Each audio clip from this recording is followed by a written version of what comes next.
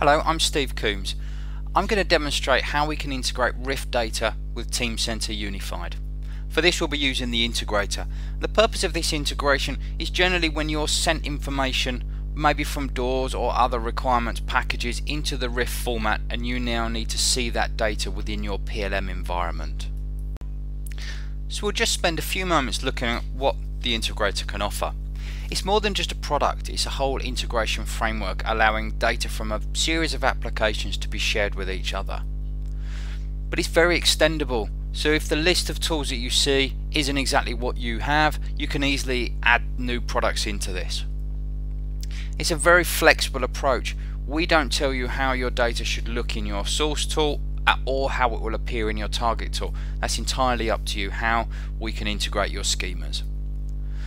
And you can use this product for migration purposes or one-way synchronizations or bi-directional synchronizations depending on the model that best suits your working environment. And it uses the RIF standard as the translation format in any interchange that it makes. So no matter what product you go to and from, the RIF standard is always used. So how does the product work? Well, we have our core integrator application that manages all the relationships between the tools. And you can now choose a source and a target product.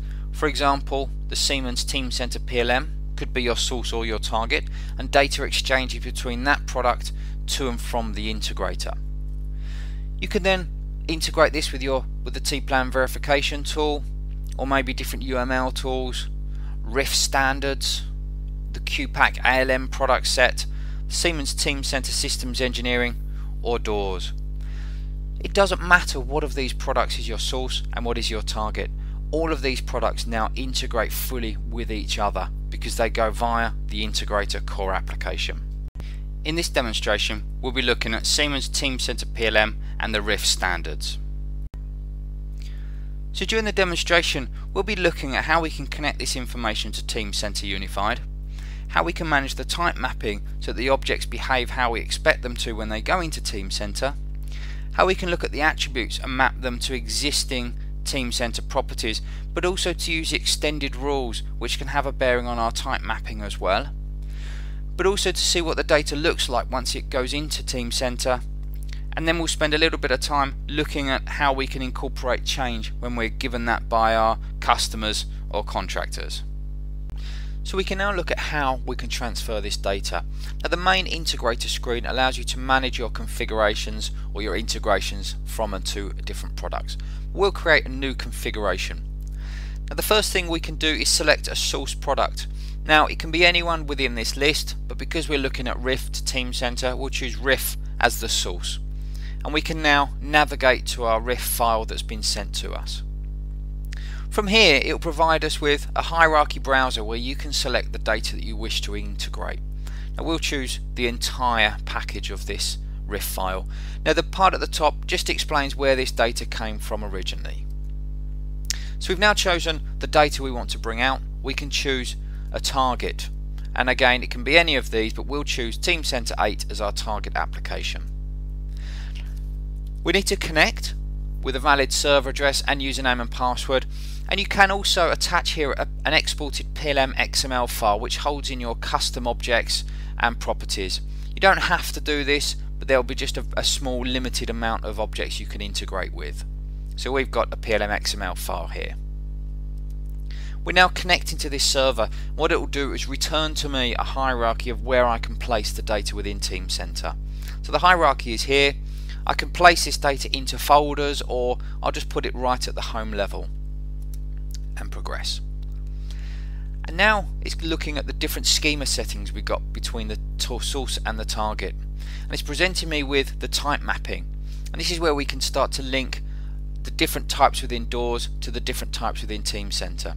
And for example, we can link quite easily the link object in DOORS to a trace link. We could link the module to become a requirement spec, maybe the requirement to become a requirement type, and a DOORS heading to become a paragraph.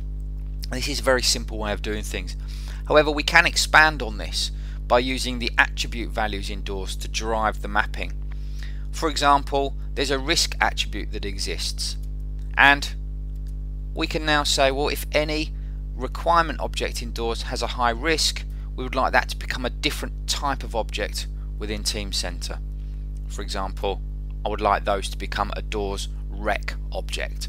So you can really build up the mapping, because we know that doors uses often attributes to determine the purpose of each object within the modules. So we can now look at the attribute mapping and work out how we're going to map the different attributes to the different properties within Teamcenter. Now it's a very similar way of doing this. You can just map the text fields to whatever you need and the attribute fields to other properties, but you can also save this from an already configured file, and I'll just load this so we can see how this works. So we've now got our mapping. An object identifier in doors will become a doors ID property in Teamcenter, and so on. So we can just give this a name,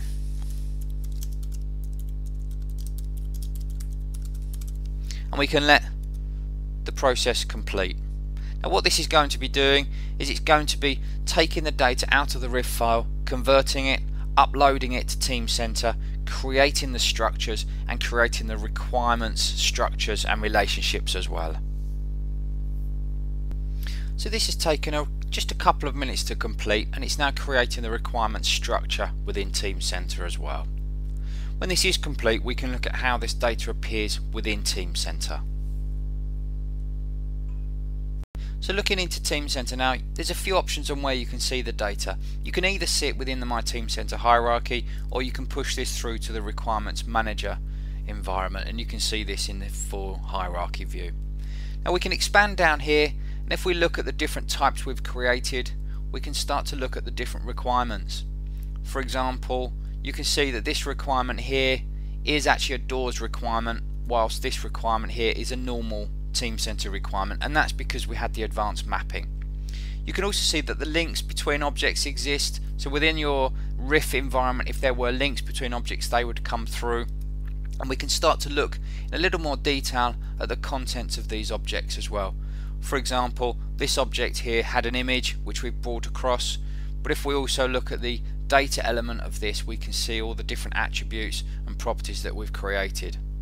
So if we just expand this, you'll be able to see that the doors ID and also the risk has been brought through as well. So we can bring this data through from doors via RIF into Teamcenter. So we've seen how we can send the data from RIF into Teamcenter. Let's have a little look how we can manage change when that's incorporated. So if we go back to the integrator, we can choose our existing configuration, and the options we've got here is we can schedule this to manage change at a certain point in time, or we can choose to synchronize, which will just analyze and then import the differences, or we can look at the view differences. And what this is now doing is comparing a new RIF file that's been sent from the customer or the supplier or the doors users, and then we're comparing that against what we had within our system. So if we view the changes in our RIF file, it very quickly finds that we've got one object that's been updated and one object that's been created, and if we wanted, we can now push this straight through into Teamcenter and import all these changes. This is doing the same process. It's extracting them from the RIF file, it's then connecting to the Teamcenter environment, uploading this data and inserting it within the hierarchy where it needs to, but also creating new revisions if there's updated information. And that's now complete. So if we now look at Teamcenter and see how this has incorporated this change, and we'll do a quick refresh, you'll be able to see that where we amended an object, the revision has changed. And if we start to navigate a bit further, you can also see a custom attribute that we've created called the SO status, which also shows me that it's an updated object. But to navigate down as well, you can see the new object has also been imported at the correct level. Well, thank you for your time, and I hope you enjoyed looking at how the integrator can use RIF and Teamcenter Unified. If you have any questions, please contact me. It's steve.coombs@sarosystems.com. Thank you.